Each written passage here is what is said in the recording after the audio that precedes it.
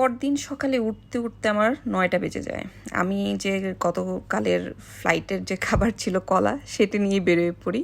Because আমাকে প্লাজাতে ঢুকতে হবে, গিয়ংবকগুন প্লাজাতে, এবং সেখানে যত তাড়াতাড়ি ঢোকা যায় তত ভালো।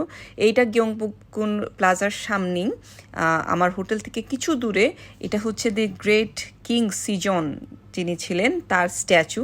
এই জায়গাটা অনেক বেশি হ্যাপেনিং ছিল। আমি চারিপাশটা ঘুরে ঘুরে দেখছিলাম, এবং আমি দেখছিলাম সেখানে অনেক স্কুলের স্টুডেন্টরা বা বিভিন্ন প্রতিষ্ঠানের মানুষজন এসে অনেক পারফর্ম করছিল, অনেকেই অনেক কিছু করছিল। আমি দেখছিলাম যে অনেকগুলো প্রোগ্রাম হচ্ছিল, যেমন এখানে দেখতে পাচ্ছেন যে কিছু বাচ্চা, এত ছোট ছোট বাচ্চা এত সুন্দর করে কারাটের কোরিওগ্রাফি করেছে, এত ভালো লাগছে আমার, আমি নিজে হাততালি দিয়ে দিয়েছিলাম। তো যাই হোক, এরপর আমি কিছুক্ষণ ঘোরার পর আমার মনে পড়ে যে দ্য গ্রেট কিং সিজনের স্ট্যাচুর নিচে ওর জন্য একটা লাইব্রেরি করা হয়েছে। তো আমি চলে যাই সেই লাইব্রেরিতে, বিকজ আমার কিছু এইসব জিনিসগুলো দেখতে আমার ভালোই লাগে। এরপরে আমি দ্য গ্রেট কিং সিজন সম্পর্কে কিছু জিনিস তথ্য জানি সেখান থেকে, যেমন ওনার শাসন আমল ছিল 1397 থেকে, 1397 থেকে 1450 পর্যন্ত, এবং উনি ছিলেন দ্য গ্রেট জেসন যে ডাইনেস্ট্রি ছিল তার 4th কিং। উনি অনেকগুলো কারণে বিখ্যাত, যার মধ্যে সবচাইতে বড় কারণ ছিল উনি হ্যান্ডগুল আবিষ্কার করেন।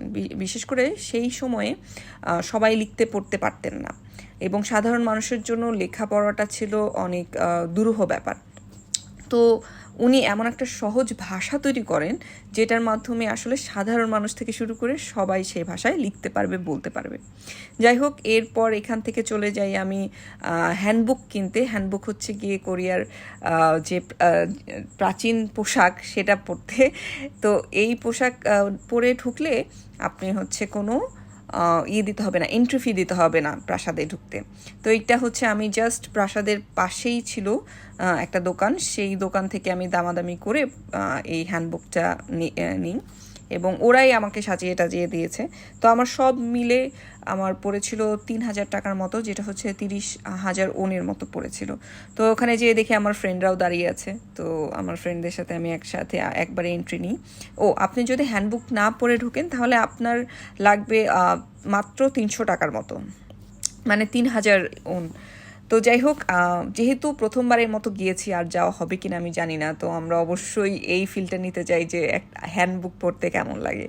আর এত দিন ধরে এত কিছু দেখেছি, কোরিয়ান ড্রামাতে দেখেছি, তো আসলে এটা আমি মনে করি যে আপনারা যদি যান অবশ্যই পড়বেন, অবশ্যই। তো যাই হোক, এটা হচ্ছে সেই প্রাসাদ। এই প্রাসাদের বাংলা অর্থ, গিয়ংবকগুনের বাংলা অর্থ হচ্ছে মহানের আনন্দ প্রাসাদ। হ্যাঁ, এই প্রাসাদটা হচ্ছে সেই জেসন ডাইনেস্ট্রিতেই তৈরি করা হয়েছিল। এটা 1395 সালে তৈরি করা হয়েছিল, যেটা আবার কিনা জাপান এসে ধ্বংস করে দিয়েছিল 1592 সালে। এরপর আবার এটাকে নতুনভাবে রিকনস্ট্রাক্ট করা হয়। তো এখানে আমরা একটু ছবি টবি তুললাম, একটু ভিডিও করলাম। আমরা ফার্স্টে দেখেই এত মুগ্ধ হয়ে গেছিলাম যে পিছনের দিকে যাওয়ার সময় পাইনি। এরপর আসলে অনেকের সাথে এখানে ইন্টারাকশন হয়। আসলে যখন আমরা বলি যে একটু ছবি তুলে দিন আমাদের বা ভিডিও করে দিন, তখনই আসলে ইন্টারাকশনগুলো হয়। যেমন এই ভিডিওটা করে দিয়েছিল তাইওয়ানের 2টা মেয়ে, ঠিক আমাদের মতোই পোশাক পরেছিল। তো ওদেরকে একটু রিকোয়েস্ট করার পর ওরা খুব আগ্রহ নিয়ে, খুব নিয়ে আমাদের এই ভিডিওটা করে দেয়।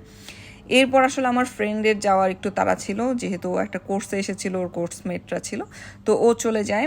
আমি কিছুক্ষণ ভাবলাম যে যেহেতু 4 ঘন্টার জন্য ড্রেসটা নিয়েছি, আমি একটু ঘোরাঘুরি করে প্রাসাদটা আরেকটু দেখি। তো আমি ঘোরাঘুরি করতে করতে পিছনের দিকে চলে যাই।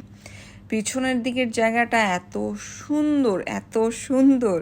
এখানে এই যে গাছপালা তো দেখতে পাচ্ছেনই, মাঝখান দিয়ে একটা ছোট্ট নদীর মতো, মানে জিনিসটা নদী না, একটা পুকুরের মতো চলে গেছে। এই জায়গাটা অনেক সুন্দর ছিল, পাশে পাহাড় দেখা যাচ্ছিল। তো যাই হোক, আমি 1 ঘন্টার মতো ওখানে ঘোরাঘুরি করে আমার আরও ডেস্টিনেশন ছিল। যেমন আমি পরবর্তীতে এই হ্যান্ডবুকটা আবার ফেরত দিতে হবে, 4 ঘন্টার মধ্যে আপনাকে ফেরত দিতে হবে। হ্যান্ডবুকটা ফেরত দিয়ে আমি চলে যাই হচ্ছে বানচক হ্যানক ভিলেজে। এই ভিলেজটা হচ্ছে জাস্ট এই প্রাসাদটার উত্তর দিকে। বানচক হ্যানক মানেই হচ্ছে উত্তরের গ্রাম। হ্যাঁ, এটা সেন্ট্রাল যে সিওলটা থেকে উত্তরের দিকে আছে দেখে এটার নাম হচ্ছে বানচক হ্যানক ভিলেজ। এটা সেই জেসন ডাইনেস্ট্রি থেকেই আছে। এই ভিলেজে এর 900 বাড়ির মতো রয়েছে এই ভিলেজে, যেটা জেসন ডাইনেস্টি থেকে এখন পর্যন্ত আছে। তো মাঝখানে বেশ কিছু পথ হাঁটা লাগে। আমি হাঁটার সময়ই কিছু খেয়ে নিয়েছিলাম 7-Eleven থেকে। তো যাই হোক, এই যে আপনি বাড়িগুলো দেখতে পাচ্ছেন, এগুলো কিন্তু উঁচা নিচা বাড়ি, হ্যাঁ। এখানে মানে পাহাড়ের মতো উপরে উঠেও বাড়ি আছে। তো এই যে দেখেন এই বাড়িগুলোর যে ডিজাইন বা এই ডিজাইনগুলো আপনি আর কোথাও পাবেন না, এগুলো শুধু এই ভিলেজেই পাওয়া যাবে। বিকজ এটা সেই 900, এটা সেই সময় থেকেই চলে আসছে, 1300 সাল থেকে এই বাড়িগুলো এরকম করেই রাখা আছে। তো এইটাও হচ্ছে কি অনেক ভালো আসলে দেখার মতো একটা জায়গা ছিল। আপনি চাইলে আরও সুন্দর সুন্দর ছবি তুলতে পারেন। আমি একা ঘুরতেছিলাম দেখে আসলে সেরকম ছবি নেই। আর এটা হচ্ছে একটা কমন সিনারিও, আমি যেখানেই যাচ্ছিলাম দেখতেছিলাম যে কে ড্রামা হচ্ছে সব দিকে। যাই হোক, এরপরে আমি ওখান থেকে চলে যাই নামসান টাওয়ারে। দুঃখের ব্যাপার হচ্ছে বিকালবেলা এত বৃষ্টি হচ্ছিল নামসান টাওয়ারে যে আসলে আমি কিছু দেখতে পারি নাই। দেখতে পাচ্ছেন প্রচণ্ড বৃষ্টি হচ্ছে, জম্বি মুভির মতো লাগতেছে পুরা দেখতে। যাই হোক, তারপর আমরা কিছুক্ষণ বৃষ্টি থামার পরে আমরা ওখানে দেখি যে অনেক লাভলকস রয়েছে। আসলে এখানে এসে সবাই করে কি, লাভলক নিয়ে এসে একজন আরেকজনের মানে প্লাস প্লাস নাম লিখে তারা মনে করে ওফ এই ভালোবাসা অমর হয়ে গেল। যাই হোক, কিন্তু এখান থেকে ভিউ কিন্তু খুব সুন্দর, পুরা সিওল সিটি এখান থেকে দেখা যায়, অসাধারণ ভিউ।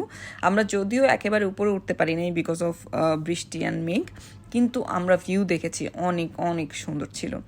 এরপর এখান থেকে আমি চলে যাই দংদেমন ডিজাইন প্লাজাতে।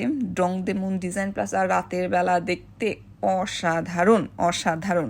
এটা হচ্ছে 2014 সালে তৈরি হয়েছে, জাহা হাদিদ আর এটাকে ডিজাইন করেছেন। অসাধারণ হয়েছে এই ডিজাইনটা। এটা হচ্ছে 45,000 অ্যালুমিনিয়ামের প্যানেল দিয়ে তৈরি করা হয়েছে। যাই হোক, এখানে দেখি অনেক সুন্দর সুন্দর আর্টিস্টরা এখানে পিয়ানো বাজাচ্ছে বা কাজ করছে। এই আর্টিস্ট আমাকে জিজ্ঞেস করে আপনার বাসা কই বা বাড়ি কই, এরপর আমি বলার পর দেখেন উনি কী করলো।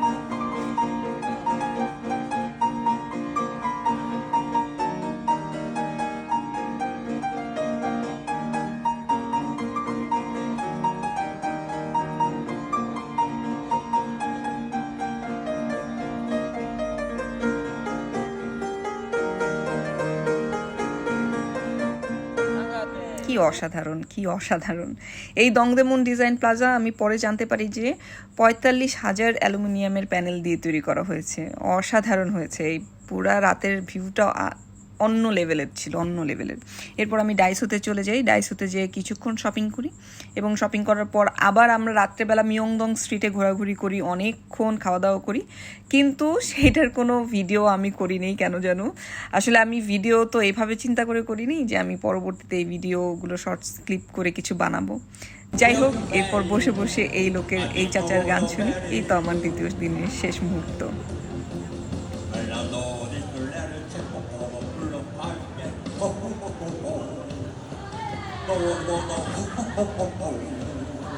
Oh, come on,